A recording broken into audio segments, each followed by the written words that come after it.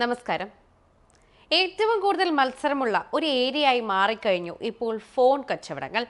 അതിൻ്റെ വലിയ തോതിലുള്ള പ്രീമിയം ഫ്ലാഗ്ഷിപ്പ് ഫോണുകളുടെ തള്ളിക്കയറ്റമാണ് ഇന്ത്യൻ വിപണിയിൽ ഇപ്പോൾ നമ്മൾ നേരിടുന്ന ഏറ്റവും വലിയ പ്രതിസന്ധി എന്ന് തന്നെ പറയേണ്ടി വരും.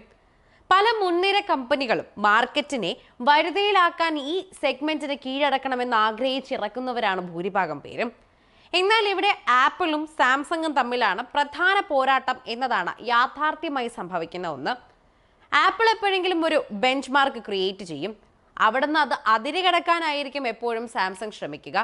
അവരിറക്കുന്ന ഓരോ ഫോണുകളും ആപ്പിളിനേക്കാൾ മികച്ചതാക്കാനാണ് സാംസങ് എപ്പോഴും ശ്രമിച്ചുകൊണ്ടിരിക്കുന്നത്. ഒന്നാമതെത്താനുള്ള ഓട്ടത്തിലാണ് സാംസങ്, ഒന്നാമതായി എന്നും നിലനിൽക്കാനുള്ള ഓട്ടത്തിലാണ് ആപ്പിൾ എന്ന് വേണം പറയാൻ. ഇതിൽ തന്നെ സാംസങ്ങിൽ ഇന്ത്യയിൽ സവിശേഷമായ ഒരിടം തന്നെ ഉപഭോക്താക്കളുടെ മനസ്സിലുണ്ട് എന്നത് ഏറ്റവും വലിയൊരു പ്രത്യേകതയും ആപ്പിളിന് ഒരു വെല്ലുവിളിയുമാണ്. ഇപ്പോൾ അവരുടെ മോഡലുകളിൽ തിരിച്ച സ്നേഹം ഫീച്ചറുകളുടെയും മറ്റ് സ്പെസിഫിക്കേഷനുകളുടെയും രൂപത്തിൽ പ്രകടമാകുകയാണ് എന്ന് പറയാം. അതുകൊണ്ട് തന്നെ ഇന്ത്യൻ വിപണിയിൽ ഒന്നാകെ കാത്തിരിക്കുന്ന ഒരു സാംസങ് അത്ഭുതം തന്നെയാണ് ഗാലക്സി S25 സീരീസ്. ഈ ഫോൺ അടുത്ത ജനുവരിയോടെ ഇന്ത്യയിൽ പറന്നെത്തുമെന്നുള്ള കരുതപ്പെടലാണ് എല്ലാവരും കഴിയുന്നത്. അതെത്തിക്കഴിഞ്ഞാൽ ആപ്പിളിനേക്കാൾ ഇത് മികച്ചതായി മാറുമോ എന്നുള്ളത് കൂടി അവരെല്ലാവരും ചിന്തിക്കുന്നുണ്ട്. എങ്കിലും വളരെ നേരത്തെ തന്നെ ഇതിന്റെ ഫീച്ചറുകളുമായി ബന്ധപ്പെട്ട അഭ്യൂഹങ്ങൾ തന്നെ ഇപ്പോഴും നിലനിൽക്കുന്നുണ്ട്. തങ്ങളുടെ പ്രീമിയം ഫോണിനായി പതിവില്ലാത്ത വിധം മീഡിയാടെക് ഡയമൻസിറ്റി ചിപ്പുകൾ ഉപയോഗിക്കുന്നതിനെ കുറിച്ച് കമ്പനി തന്നെ ആലോചിക്കുന്നതായാണ് ഏറ്റവും പുതിയ റിപ്പോർട്ടിൽ പറയുന്നത്. മീഡിയാടെക് ചിപ്പുകൾ മാത്രമല്ല, മീഡിയാടെക് ഡയമൻസിറ്റി ചിപ്പുകൾ എന്നറിയപ്പെടുന്ന ഡയമൻസിറ്റി 9400 ആവാനാണ് സാധ്യത. സ്നാപ്ഡ്രാഗൺ 8 Gen 4, സാംസങ്ങിന്റെ സ്വന്തം എക്സിനോസ് 2500 എന്നിവയ്ക്കൊപ്പം എത്തുമ്പോൾ വലിയ മാറ്റം തന്നെയാണ് പ്രേക്ഷകരെല്ലാവരും കാത്തിരിക്കുന്നത്. ക്വാൾകോമിന്റെ സ്നാപ്ഡ്രാഗൺ 8 Gen 4ന്റെ വില വർധനവും എക്സിനോസ് 2500 കൂട്ടുകെട്ടിലെ പോരായ്മകളും സാംസങ്ങിനെ മാറി ചിന്തിപ്പിക്കുന്നു എന്നതാണ് റിപ്പോർട്ടിൽ സൂചിപ്പിക്കുന്ന പ്രധാന ഘടകങ്ങൾ. എന്നാൽ ഇത് വിദൂര സാധ്യതകൾ മാത്രമാണ് എന്നും പറയുന്നുണ്ട്. ഇത് പുറത്തുവരുന്ന ചില റിപ്പോർട്ടുകളുടെ അടിസ്ഥാനത്തിൽ വരുന്ന വാർത്തകളാണ്. അതേസമയം ഈ ഫോണുമായി ബന്ധപ്പെട്ട ഒട്ടേറെ ഫീച്ചറുകൾ അടുത്തിടെ പലരും പുറത്തുവിട്ടിട്ടുണ്ടായിരുന്നു. ഗാലക്സി S24 മോഡലിലേതിന് സമാനമായി 4000 mAh ബാറ്ററി തന്നെ പുതിയ ഫോണിലും സാംസങ് അവതരിപ്പിക്കുമോ എന്നാണ് ചില മാധ്യമങ്ങൾ തന്നെ റിപ്പോർട്ട് ചെയ്ത ചോദ്യം.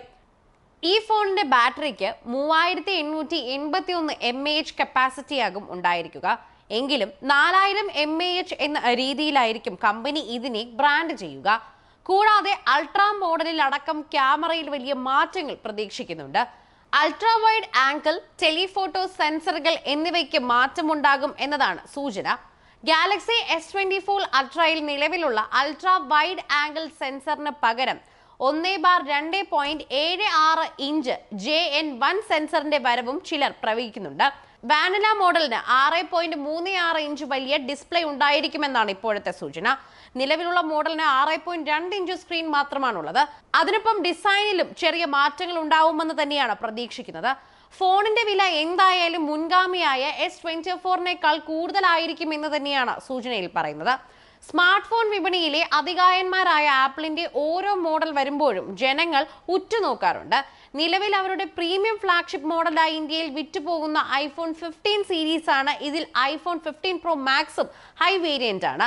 ഇതിലുള്ള മത്സരമാണ് ഇപ്പോൾ എല്ലാ ഫോണുകളും തമ്മിൽ നടക്കുന്നത്, പ്രത്യേകിച്ച് സാംസങ്ങിന്റെ മുന്നിൽ.